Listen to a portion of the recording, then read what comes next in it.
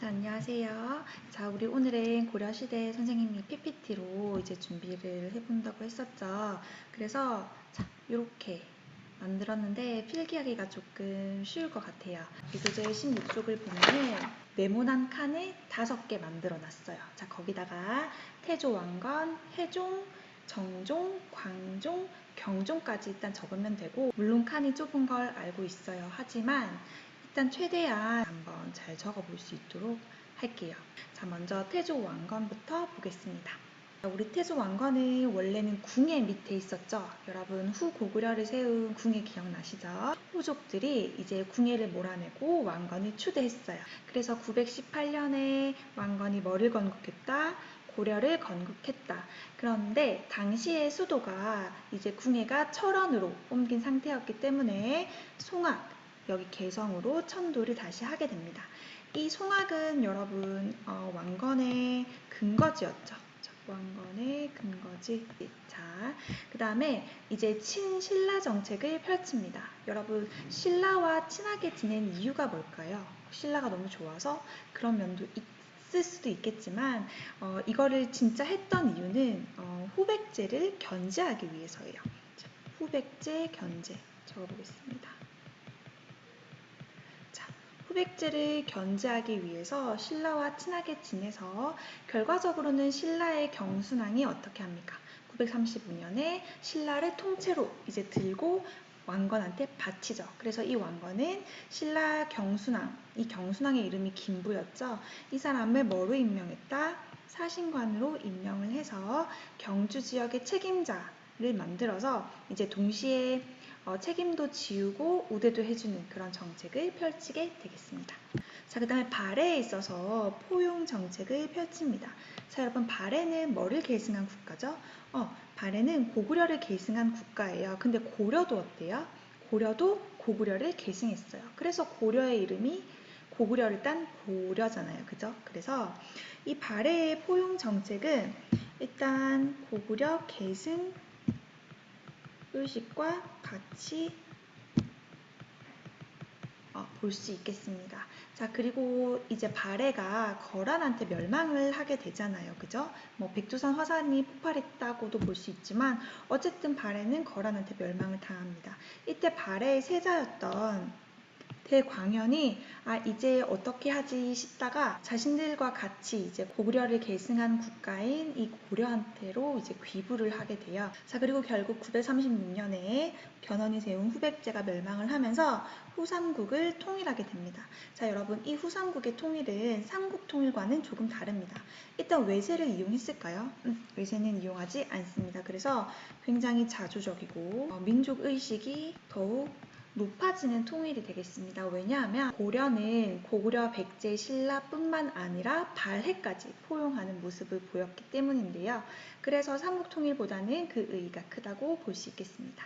자, 그 다음에 태조 왕건을 계속 볼 거예요. 자, 왕건은 이제 통일을 하고 나서 호족에 대해서 어떻게 할지 계속 고민을 했어요. 그래서 먼저 호족을 우대도 하면서 동시에 견제도 하는, 그러니까 즉 당근과 채찍을 같이 휘두르는 모습을 보입니다.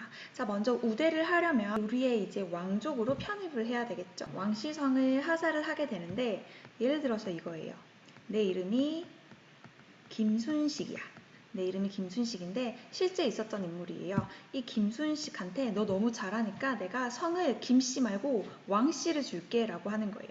그럼 이 사람은 뭐가 되는 거예요? 왕순식이 되는 거예요. 이렇게 왕순식이 되니까 어때요? 이 왕씨성을 가졌다는 거는 뭐가 된다는 거예요? 왕족이 된다는 뜻이겠죠. 그리고 혼인을 합니다. 호족들이랑. 일단 부인만 29명이래요. 여러분 29명을 둔 왕건이 바람둥이라서 이렇게 결혼을 한 걸까요? 역사적인 눈으로 봤을 때는 분명히 왕건은 다양한 이제 부인들이랑 결혼을 하면서 자신의 편을 어떻게 하는 거예요? 점점 늘려나가는 거예요. 자, 자신의 울타리가 조금씩 견고해지고 왕족이 그만큼 커지게 되면은 다른 여타의 호족들이나 귀족들에 대해서 뭔가 대항할 힘을 가지게 되겠죠. 자, 그리고 동시에 견제 정책을 펼치는데 선생님이 많이 설명을 했습니다. 경순왕을 사심관으로 임명하거나 호족의 자제들을 개경으로 불러들여서 인질로 잡고 있으면서 호족이 자기 마음대로 할 수 없게 만드는 기인제도, 이런 것도 굉장히 중요해요. 그리고 민생 안정을 당연히 펼쳐야 되겠죠. 이제 통일을 하고 나서는 이제 다 끝난 게 아니고 이 통일한 나라에 대한 안정적인 정책을 펼쳐야 돼요. 우리도 나중에 만약에 통일을 하게 되면은 국가에서는 당연히 일반 사람들에 대한 민생 안정 정책을 펼치게 되겠죠. 그래서 세금을 일단 줄여줍니다. 원래 세금이 100만 원을 내야 되면은 이번엔 10분의 1세, 10만 원만 내게 해도 이제 인정을 해주는 거예요. 그 다음에 흑창이라는 거를 설치를 하는데, 여러분 요거는 진대법이랑 비슷합니다. 자, 고구려의 진대법이 봄에 곡식을 빌려주고 가을에 갚게 하는 거죠. 이거 흑창도 비슷해요. 창고에다가 곡식을 쌓아두고 필요한 사람들에게 빌려주고 굉장히 싸게 갚게 하는, 요거를 이제 하면서 빈민구제를 계속하게 됩니다. 자, 그 다음에 북진정책이라는 거를 펼치는데요. 자, 북쪽으로 진출한다는 거예요. 자, 요거는 왜 이런 정책을 펼쳤을까요? 당연히 고구려 옛 땅을 차지하고 싶은 이 고구려 계승의식 때문이죠. 이 고구려 계승의식의 하나로 북진정책을 펼칩니다. 그러다 보니까 자, 우리 그 신라시대까지만 해도 대동강 위협까지가 국경선이었죠. 근데 고려시대가 되면은 대동강 위에 청천강까지 진출을 하게 됩니다. 조금은 영토가 넓어졌어요. 그리고 그 발해를 멸망시킨 거란에 대해서는 같은 고구려의 후손인 발해를 멸망시켰으니까 반거란 정책을 펼치는 거예요. 근데 이때 가장 이제 유명한 일화가 거란이 여러분 우리나라한테 낙타를 선물해 줬어요. 근데 이 낙타를 어떻게 하냐면 여기 적혀 있죠. 만부교라는 다리에다가 묶어가지고 굶어 죽이는 거예요. 그럼 여러분 요거는 외교적으로 봤을 때는 어떤 정책이에요? 완전 강경한 정책이죠. 이런 거예요. 그러니까 중국이 우리나라한테 팬더를 선물했어요. 근데 이 팬더를 굶어 죽였단 말이죠. 그럼 그거는 어떻게 하자는 거야? 우리가 중국이랑 전쟁을 하자라는 거잖아요. 근데 이거 외교적으로 굉장히 강경한 정책인 거를 알 수 있어요. 왜 거란이랑 친하게 지내지 않았다? 우리의 같은 핏줄인 발해를 멸망시켰기 때문에 외교 관계를 이렇게 진행한다고 보면 되겠습니다. 자, 그 다음에 원건은 자기가 죽기 전에 유언을 남깁니다. 이 유언을 10가지 정도 남기는데 그걸 우리가 훈유 10조라고 해요. 이 훈유 10조의 내용은 불교를 중시해라. 이 불교의 이제 행사 중에서 팔관이랑 연등이라는 게 있는데 우리가 지금 이제 부처님 모신 날에 연등을 다는 것처럼 이런 연등회, 그리고 이제 춤추고 노래하고 이런 우리의 전통적인 축제인 팔관회라는 게 있어요. 이거를 이제 같이 하면서 마음을 하나로 모을 수 있는 거예요. 그러니까 민족 단합을 위해서 불교를 활용해서 같은 불교를 믿으면서 같이 축제도 많이 해라. 그 다음에 서경을 중시해라 라고 되어 있습니다. 여러분 서경은 개경보다, 지난 시간에 배웠죠? 개경보다 위에 있어요. 그러니까 북쪽에 있으니까 뭔가 고구려 계승의식과 맞물려서 서경을 중시해야만 어때요?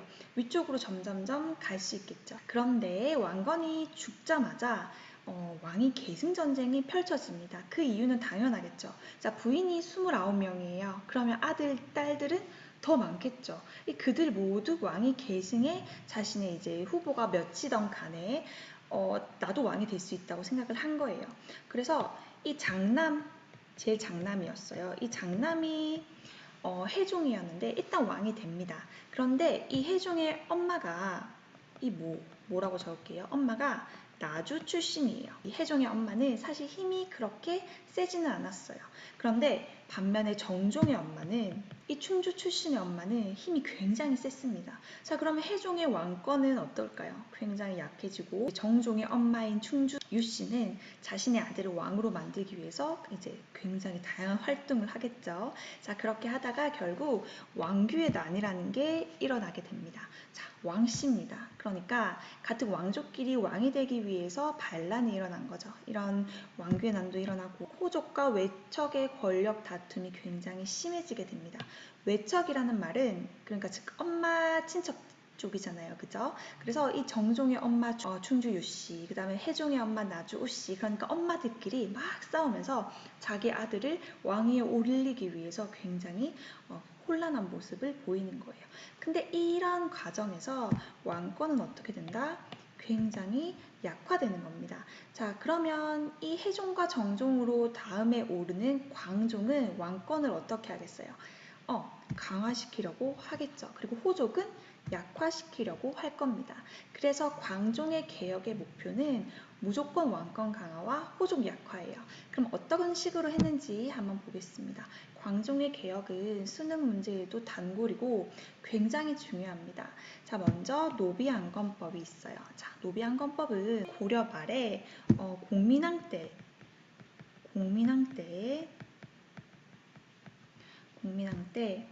전민변정도감이라는 게 있습니다. 이것도 시험에 되게 잘 나와요. 전민변정도감. 그래서 같이 일단은 알아두도록 합니다. 자, 일단은 이 노비안건법은 이 호족들이 갖고 있던 노비를 양인으로 만드는 거예요. 호족들은 사실 불법적으로 양인을 노비로 굉장히 많이 만들었습니다. 호족의 입장에선 여러분, 노비가 많으면 어때요?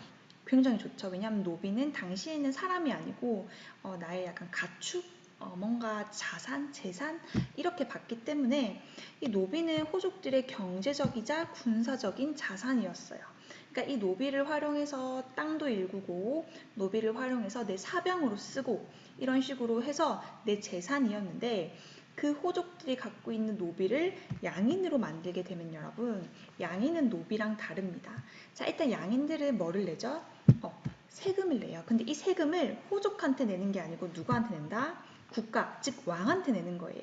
그리고 왕을 위해서 군대에 복무를 하게 됩니다. 그러면 여러분, 양인이 많아지면 왕권은 어떻게 될까요? 굉장히 강해지겠죠. 자, 광종이 요거를 딱 생각을 해서 동시에 호족의 경제적, 군사적 기반을 약화시키고 왕권을 강화하기 위해서 뭐를 실시했다? 이 노비안건법을 실시하게 되는 겁니다. 그리고 또 하나 더. 과거제를 실시하게 되는데요, 여러분. 이 과거제는 시험을 봐서 시험에 합격하면 관리가 되는 거죠. 우리나라에서는 최초로 이 광종이 과거제를 실시하게 됩니다. 최초예요. 이 과거제는 세계사적으로 봤을 때 가장 먼저 실시했던 나라가 바로 중국입니다. 그래서 광종은 당시 중국에 후주라는 나라가 있었어요. 이 후주의 관리였던 쌍기, 이름이 좀 특이하죠. 이 쌍기라는 사람을 등용을 합니다.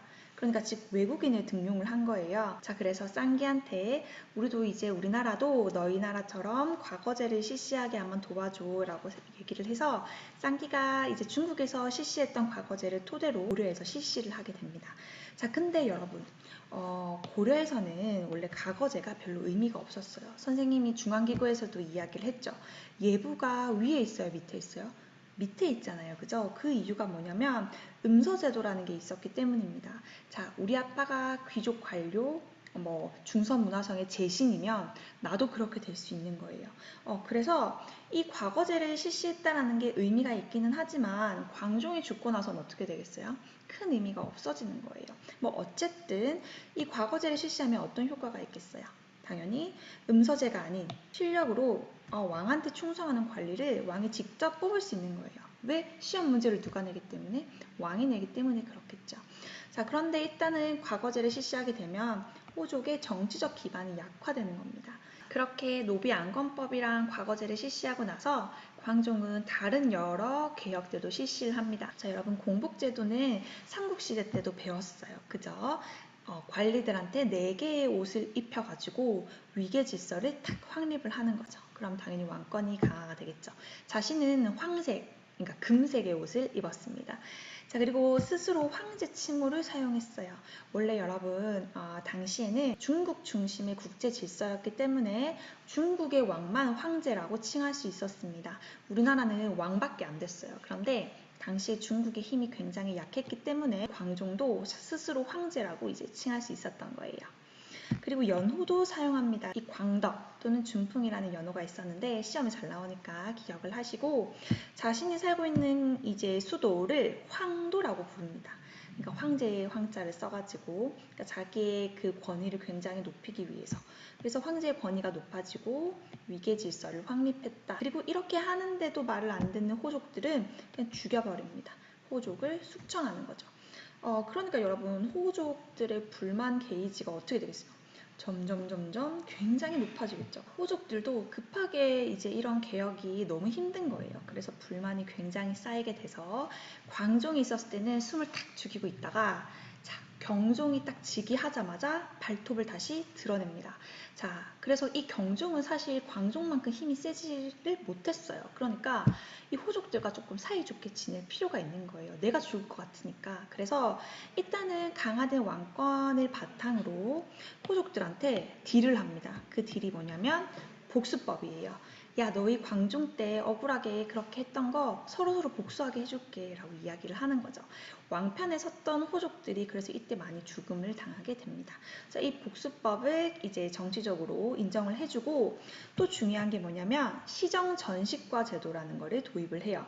시정이라는 건 여러분 처음 제정했다라는 뜻이에요. 그러니까 전식과 제도를 처음 시행한 거를 시정 전식과 제도라고 하는 겁니다. 이 전식과 제도는 굉장히 중요합니다. 일단 이 전식과 제도가 뭐냐면 관리들한테 일한 대가로 토지랑 산을 주는 거예요. 자, 여러분 토지에서는 당연히 곡식을 얻을 수 있고 그 다음에 산에서는 땔감 같은 거를 얻을 수 있겠죠. 조금 어려운 말로 이 토지를 우리가 전지라고 하고 산을 시지라고 합니다. 이런 말들이 사료에 나오면 이게 토지고 이게 산이구나 라고 생각을 하시면 돼요. 그런데 여기서 중요한 게 뭐냐면 소유권을 준 게 아니고 뭐를 줬다? 수조권을 줬어요. 자, 그러면 여러분 이 수조권을 줬다라는 거는 조세를 거둘 수 있는 권리를 줬기 때문에 소유권을 준 게 아니죠. 그래서 죽으면 어떻게 해야 될까요? 자, 죽으면 국가에 반납하는 게 원칙입니다. 하지만 반납하는 사람이 있을까요? 거의 지켜지지가 않습니다. 그죠? 어쨌든 이렇게 전식과 제도로 토지와 산을 받으면 관리들은 기분이 어때요? 기분이가 굉장히 좋겠죠. 그래서 이런 식으로 호족들과 사이좋게 지낼 필요성이 있다고 판단한 경종은 조금은 타협적인 방향으로 나아갑니다. 자, 그렇게 하다가 이제 성종이 즉위하게 되는데요. 여러분 여기까지가 16페이지 정리가 되는 곳이에요. 그래서 이제 그 다음에 17페이지, 부교재 17페이지로 넘겨보면 여기도 역시나 조금 복잡하죠. 자, 일단 11세기를 보세요. 11세기에 여러분 칸이 몇 개예요? 4개죠. 근데 요걸로는 아마 정리가 부족할 거예요. 그래서 여기서 중요한 게 성종과 현종인데 위에 2개의 네모를 하나로 합쳐서 성종이라고 적어주세요. 그리고 밑에 이제 네모 2개를 합쳐서 현종이라고 적으면 되겠습니다. 성종 다음에 목종인데 어쨌든 목종은 뭐 간단하게 적으면 되니까 성종을 먼저 좀 자세하게 보겠습니다. 오늘은 덕종까지는 나가겠습니다. 자, 성종을 한번 볼게요. 자, 성종 때 중요했던 정치적 메이트가 있어요. 그 사람이 바로 누구냐면 최승로라는 사람입니다. 자, 이 최씨 딱 보면은 무슨 최씨 같아요? 경주 최씨의 굉장히 유학자 느낌이 나죠. 그래서 이제 최승로 하면은 시무 28조라는 게 있는데 이 시무 28조는 왕한테 28가지의 이제 개혁 내용을 쫙 적어가지고 왕 우리 이거 하자라고 하면서 건의를 한 거예요. 근데 성종은 최승로의 마인드가 마음에 들었어요. 왜냐하면 일단은 여러분 유교 이념을 바탕으로 통치 체제를 정비한다라는 거는 일단 유교 이념에서 제일 중요한 게 충입니다. 일단 충이 있다라는 거는 어쨌든 자신한테 충성을 한다라는 거니까 어느 정도 왕권 강화는 할 수 있는 거예요. 근데 광종이랑 성격이 조금 다른 거예요. 왜냐하면 광종은 내가 황제니까 나한테 꿇어 라는 식의 강압적이지만 성종은 그걸 원하지 않았던 거예요. 그러니까 유교 이념을 바탕으로 부드럽게 왕권을 강화하고 싶었는데 이 최승로와 아구가 맞았던 거죠. 그래서 이 최승로의 시무 28조 내용을 선생님이 정치, 사회, 문화적으로 이렇게 구분을 해놨습니다. 그래서 성종의 정치가 바로 최승로의 신무 28조 내용이다 생각을 하면 되겠어요. 자, 먼저 정치적인 부분을 보겠습니다. 자, 정치에서는 선생님이 지도 그릴 때 중요한 목을 한번 설명을 했었죠. 예를 들어서 전라도에 나주목, 전주목 이런 게 있었잖아요. 그래서 이 지방에 12목을 설치한 사람이 바로 성종입니다. 그리고 이 12목에다가 지방관을 파견을 하는데 당시의 지방관을 우리가 외관이라고 불렀어요. 중요합니다. 그리고 이 지방에서도 유교를 공부할 수 있도록 박사를 파견하는데 그 박사 이름이 경학 박사예요. 그래서 이거를 파견해서 지방까지 유교 교육이 막 활성화될 수 있도록 노력을 하고, 중앙에는 국자감을 정비를 해서 이제 학교를 정비해서 유교 교육을 활성화시키기 위해 노력을 합니다. 그리고 중앙에는 이성육부제, 선생님이 설명했었죠. 이 이성육부제를 이제 하면서 당나라의 문물을 국자적으로 수용을 하는 거예요. 자, 지방, 중앙, 학교까지 통치체제를 다 정비하는 모습을 보입니다. 자, 그리고 사회적으로 봤을 때는 노비안건법을 폐지하자고 주장을 해요. 왜냐하면 일단은 유학자들은 여러분 신분제를 굉장히 중요시 여깁니다. 유교가 그렇잖아요. 장유유서, 충, 효, 위계질서가 있기 때문에 이 노비들이 양인이 되면서 주인한테 대드는 모습은 이거는 유교 국가에 맞지 않다라고 하는 거죠. 그래서 신분제를 옹호하는 모습이 보이고, 문화적으로는 불교랑 유교를 구분을 하는 겁니다. 불교는 수신, 그러니까 내 자신을 지키는 종교, 내가 개인적으로 기도하고 믿는 종교는 되지만 불교를 정치적으로 가져오면 안 된다라는 거예요. 그래서 불교와 유교는 정치랑 사회적인 거는 무조건 유교적으로 이제 역할을 딱 구분해서, 특히 불교에서 팔관이나 연등에는 돈이 굉장히 많이 들어요. 그래서 요거를 폐지하자고 주장하는 게 역시 최승로입니다. 자, 그리고 성종 때 이제 거란이 첫 번째로 침입을 하게 됩니다. 이 거란의 1차 침입을 막은 사람이 바로 누구다? 서희라는 사람이고, 이 서희가 거란의 장수 소손령, 기억나시나요? 소손령과 외교적으로 담판을 하죠. 서희의 외교 담판, 여러분 이거는 중학교 때 많이 배웠으니까 간단하게 하고 넘어갈게요. 자, 우리가 고구려의 후손이기 때문에 거란을 외교적으로 설득을 해서 어디를 얻는다? 강동 6주를 얻게 되는 거죠. 자, 강동 6주가 어디냐면, 자, 지도로 그려보면, 자, 강동 6주가 지금 비가 오고 천둥이 치고 난리가 났어요. 강동 6주가 이쪽 지역입니다. 자, 이쪽 지역이고, 이 강동 6주잖아요. 이 6주 중에 하나, 이쪽에 있는 데가 바로 그 유명한 귀주라는 곳이죠. 이 귀주는 나중에 거란의 3차 침입 때 강감찬 장군이 크게 이긴 장소이기도 합니다. 자, 그 다음에 목종입니다. 목종은 간단해요. 간단해서 그냥 성종 밑에다가 간단하게 적어놓으면 될 것 같아요.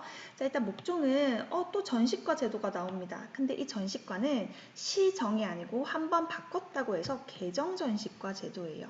나중에 전시과는 선생님이 17페이지 옆에 전시과 제도 오른쪽에 있죠. 이걸로 한번 정리를 해줄게요. 오프라인 때. 자, 그리고 이 목종은 힘이 좀 약했는데 제일 중요한 게 목종의 엄마가 천추태후라는 분이셨는데, 이분은 또 불교를 다시, 성종이 약간의 유교 정치를 발전시켜 놨다면 천추태후는 불교 문화를 다시 융성하는 그런 모습을 보이고, 고려에서는 여성의 이제 지위가 조선시대 때보다 훨씬 높았어요. 불교를 믿는 국가였기 때문에. 요거는 드라마로도 한번 나왔던 적이 있어서 천추태후의 이름은 좀 기억을 해두셨으면 좋겠습니다. 자, 요거는 선생님이 오프라인 때 설명을 할게요. 자, 그리고 현종입니다. 자, 다와 갑니다. 자, 현종 때, 자, 아까 거란의 1차 침입 이어서 거란의 2차 침입, 그 다음에 3차 침입이 나오고, 이 거란의 2차 침입을 양규라는 사람이 막았다고 이야기가 전해지고, 3차 침입은 아까 그 지도에서 봤듯이 강동 6주 중에 하나였던 귀주에서 강감찬 장군이 귀주 대첩으로 승리하는 모습을 보입니다. 자, 그 다음에 지방행정제도가 완비가 되는데요. 자, 지방행정제도 다시 한번 볼까요?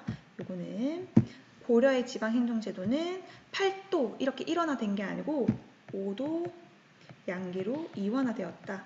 양계가 있는 이유는 국방력 강화를 위해서 이렇게 해놓고, 그 다음에 삼경도 있고 12목도 있고, 그죠? 이런 것들이 있었는데, 일단 여러분 지방행정지역은 도, 그 다음에 군, 현, 이런 식으로 있어요. 자, 근데 이렇게 이런 거는 그냥 일반 행정구역이고, 고려에서는 특이하게 군현 말고 특수행정구역이 따로 있어요. 특수행정구역. 한 번씩은 들어봤을 거예요. 향, 부곡, 소입니다. 자, 향, 부곡, 소, 특히 이 소에서는 수공업이 발달한 곳인데요. 특수행정구역의 특징은 법적으로는 여기 사는 사람들이 양인이에요.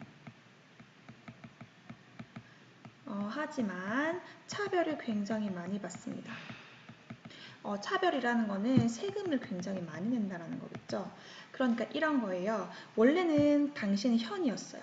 현이었는데 이 현에서 반란이 일어난 거예요. 그 반란 때문에 용원현이라고 했었을 때 이 용원현이 용원소, 용원향, 용원부곡 이런 식으로 강등이 된 거죠. 자, 이렇게 되면은 여기 안에 살고 있는 사람들은 세금도 굉장히 많이 내고 일반 군현에 사는 사람들보다 차별을 굉장히 많이 받는다고 합니다. 자, 그래서 현종 때 이런 지방 행정 제도가 완비가 쭉 발전되다가 되었다라는 것을 우리가 확인할 수 있고요. 자, 마지막으로 덕종입니다. 자, 이 덕종 때 이제 천리장성이 완성이 되는 거예요. 자, 천리장성은 지난 시간에 지도로 확인을 했었죠. 근데 우리가 고구려에도 천리장성이 있는데 위치가 완전 다릅니다. 그렇기 때문에 헷갈리시면 안 돼요. 이 고려의 천리장성은 청천감 이쪽으로 해가지고, 그러니까 이쪽 고려의 천리장성은 이쪽이었다는 것을 잘 기억을 해주시고요. 덕종까지 정리를 하고 나머지 12세기와 전식과제도 묘청의 서경천도운동은 오프라인 때 선생님이 정리를 하겠습니다. 자, 우리 오늘도 고생 많으셨고 오프라인 때 만납시다. 고생하셨습니다.